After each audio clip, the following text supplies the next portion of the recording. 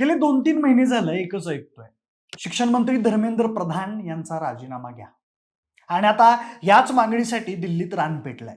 लाखो विद्यार्थी आंदोलन करतायत, पोलिसांचा मार खातायत, पण मागणी एकच आहे. धर्मेंद्र प्रधान राजीनामा द्या. त्यांची मागणी योग्य आहेच, पण केंद्र सरकारकडून तशा काही हालचाली मात्र होताना दिसत नाही. तसं होण्याची शक्यताही कमीच आहे. पण समजा उद्या पंतप्रधान मोदींनी शिक्षण मंत्र्यांना राजीनामा द्यायला लावलाच किंवा धर्मेंद्र प्रधान यांनी स्वतःहून राजीनामा दिलाच तर पुढे काय होऊ शकतं? माझ्याप्रमाणेच तुम्हालाही हा प्रश्न पडलाच असेल ना, की जर खरंच शिक्षण मंत्र्यांचा राजीनामा आलाच तर काय? त्यानंतर काय काय गोष्टी घडू शकतात आणि शिक्षण मंत्र्यांचा राजीनामा आला म्हणजे पुन्हा कधीच पेपर फुटणार नाही का? या सगळ्या शक्यतांचा अंदाज घेणार आहोत या व्हिडिओच्या माध्यमातून. नमस्कार, मी प्रथमेश आणि तुम्हाला तर माहिती आहे आपला विषयच भारी. म्हणजे काल दिल्लीत विद्यार्थी आंदोलन थोडं चिघळलं होतं तेव्हा धर्मेंद्र प्रधान यांनी अमित शहाची भेट घेतली आणि लगेच देशभर बातम्या सुरू झाल्या की धर्मेंद्र प्रधान राजीनामा देणार. पण तसं काहीच झालं नाही. आणि तसं पाहिलं तर राजीनामा देण्याची किंवा घेण्याची शक्यता कमीच आहे बरं का. पण तरी अगदीच बायचान्स अगदी तडकाफडकी बातमी आली की बाबा धर्मेंद्र प्रधान यांनी दिला आपल्या पदाचा राजीनामा, तर काय होईल हो? तर सगळ्यात पहिलं तर दिल्लीत पेटलेलं वातावरण शांत होईल, तिथलं जनजीवन सुरळीत होईल. आंदोलनासाठी देशभरातून दिल्लीत आलेले सर्व आंदोलक विद्यार्थी त्यांच्या परतीच्या प्रवासाला निघतील.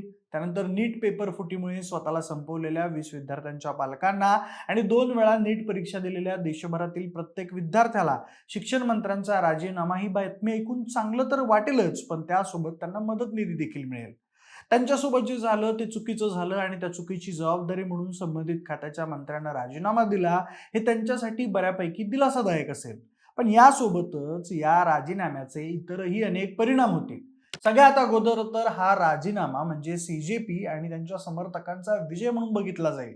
देशभरात सीजेपीचा चाहता वर्ग आणि समर्थक अजून वाढेल आणि त्याचा परिणाम असा होईल की त्यांच्याकडून अशाच प्रकारच्या इतर मागण्यांसाठी आंदोलन करण्याची अपेक्षा निर्माण होईल. आज घडीला देशातली जनता बऱ्याच मुद्द्यांवरून राज्य सरकार आणि केंद्र सरकारवर नाराज आहे. महागाई असो किंवा बेरोजगारी असो किंवा शेतीविषयक प्रश्न असो, 2014 पासून मोदी सरकारकडून ज्या अपेक्षा होत्या त्या बऱ्याच प्रमाणात पूर्ण झालेल्या नाही आहेत.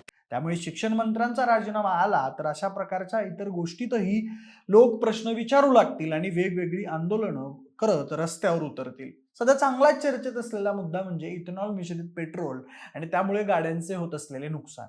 या मुद्द्यावर लोक लगेच आंदोलनाला सुरुवात करून केंद्र सरकारला आणि नितीन गडकरींना कात्रीत पकडू शकतात. सरकार एकदा झुकलं की झुकलंच, मग असमाधानी असलेली जनता आणि विरोधी पक्ष सरकारला गोतात आणण्याची एकही संधी सोडणार नाही. त्यानंतर राजीनामा झाला तर दुसरी शक्यता अशी आहे की त्यानंतर सामाजिक कार्यकर्ते सोनम वांगचुक आणि सीजेपीचे संस्थापक अभिजित दिपके यांना मोठ्या कायदेशीर कारवाईला सामोरं जावं लागू शकतं. यानंतर अशी नवी आंदोलनं सुरू होऊ नयेत म्हणून या दोघांवर वेगवेगळ्या चौकशा लावल्या जाऊ शकतात. तसेच आंदोलनाला मिळालेला निधी आणि आक्षेपार्ह वक्तव्यांवरून कायदेशीर अडचणी निर्माण करून या दोघांचे पंख छाटले जाऊ शकतात. सीजेपी आणि सोनम वांगचुक यांच्या या आंदोलनाला यश आलं आणि धर्मेंद्र प्रधान यांचा राजीनामा झाला तर देशातील विरोधी पक्षांना नवा राजकीय नरेटिव्ह मिळेल. आता सुरू असलेल्या संसदेच्या अधिवेशनात विरोधी पक्षाने आक्रमक भूमिका घेत पंतप्रधान मोदींना संसद सोडायला भाग पाडला आहे. यासोबतच आता भविष्यात येणाऱ्या निवडणुकांमध्ये या मुद्द्याचं भांडवल करून देशातील कोट्यावधी तरुण आणि बेरोजगार मतदारांना आपल्याकडे वळण्याची संधी विरोधी पक्ष सोडणार नाही.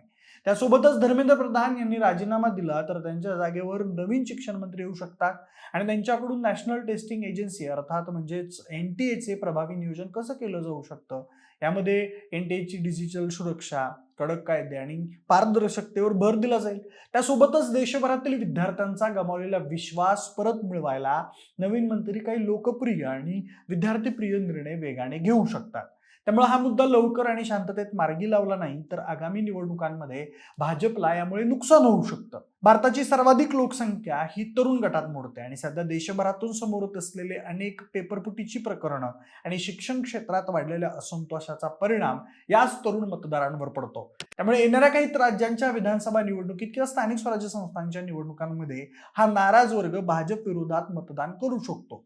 त्यासोबतच लाखो लाखो रुपयांची फी भरून मुलांच्या भविष्याची चिंता करणाऱ्या मध्यमवर्गीय पालकांमध्येही नाराजी पसरल्यास भाजपच्या वोट बँकेला तडे जाऊ शकतात.